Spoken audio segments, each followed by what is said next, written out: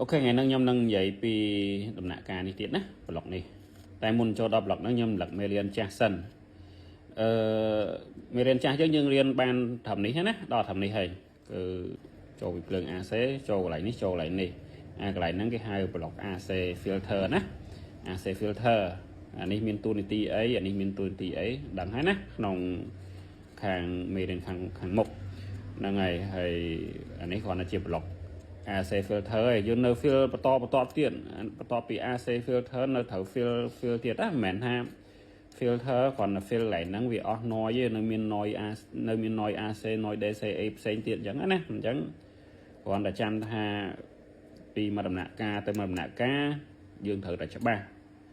បើយើងអត់ច្បាស់ពីមួយដំណាក់កាលទៅមួយដំណាក់កាលយើងរៀនចប់អ្វីដែលខ្ញុំរៀនហើយក៏យើងនៅធ្វើឲ្យអត់បានដែរអញ្ចឹងបើសិនជាយើងច្បាស់មួយយឺតតាមខ្ញុំបរៀនហ្នឹងទៅអាចនឹងរៀនចប់ហើយអាចនឹងចេះជួសជុល power supply ហ្នឹងរហូតដល់អាចនឹងបើយល់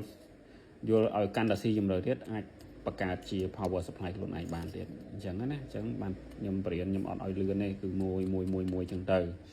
មកប្លុកហ្នឹងគេហៅអីមកប្លុកហ្នឹងគេហៅអីហើយអាមួយហ្នឹងគេធ្វើការអីអញ្ចឹងទៅតើយើងយល់ស៊ីជម្រៅអញ្ចឹងបានយើងអាចគេហៅថាការងារច្បាស់ណាតែគាត់ថា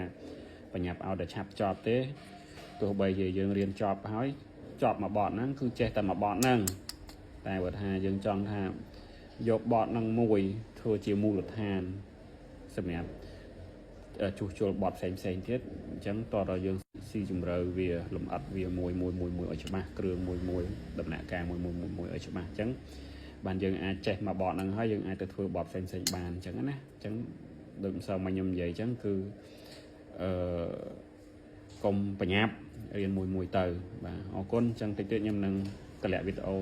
រៀនដល់ប្លុកមួយនេះណា